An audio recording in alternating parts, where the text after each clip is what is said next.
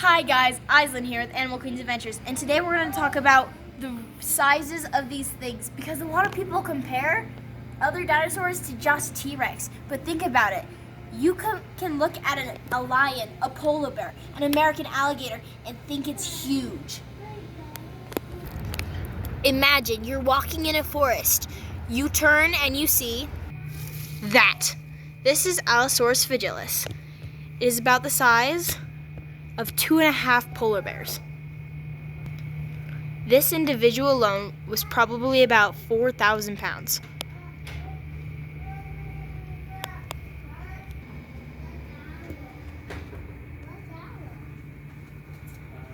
Everyone compares this to T-Rex, but this is bigger than lions, polar bears, some modern crocodilians, and people are afraid of those.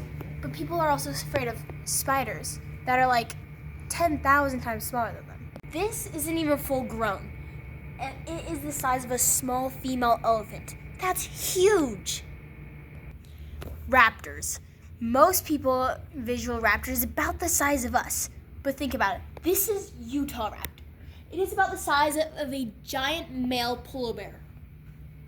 Some polar bears even get over 1,000 pounds. That is the estimated weight for our Utah raptor.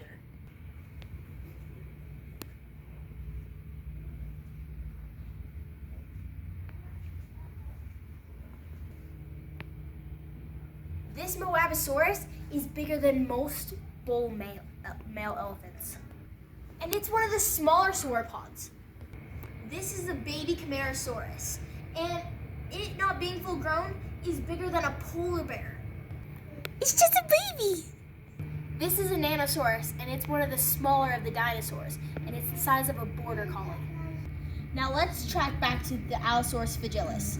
I want you to imagine this, head and body. This is a Tyrannophonius. It is a cousin to the T-Rex, not quite the size, and yet I want you to put this skull onto the body. Grow the body that you just imaged to fit the same head to body ratio that you just imagined. Now, taking that image, it's bigger than the Allosaurus, right?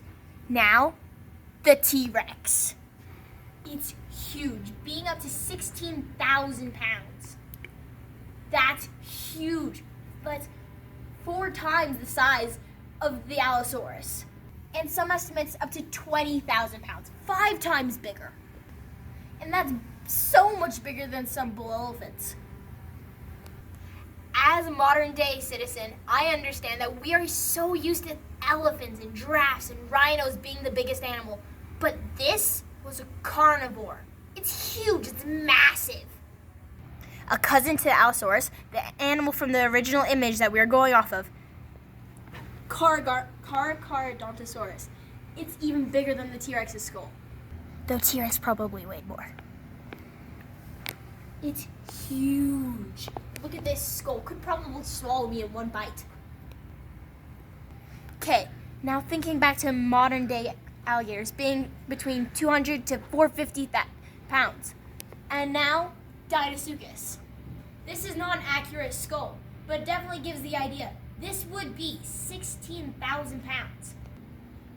This thing could rip me to shreds in pieces. That bite force? Yikes. Now imagining the Komodo dragon that weighs about 250 pounds. This is its late cousin, Nathomortis, and it weighs about 10,000 pounds.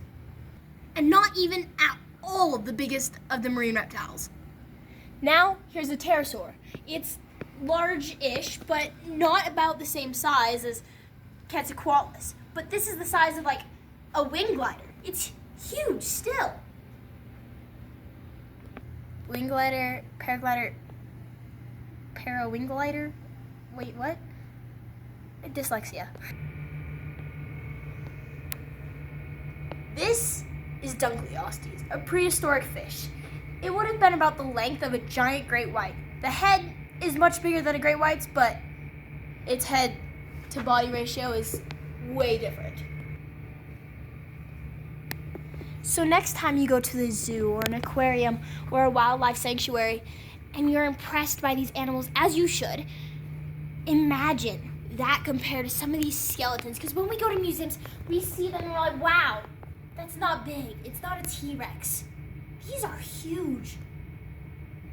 If you enjoyed this video or any of my content, please like and subscribe, share, follow for more, and have an amazing, beautiful day. Love you, amazing adventures.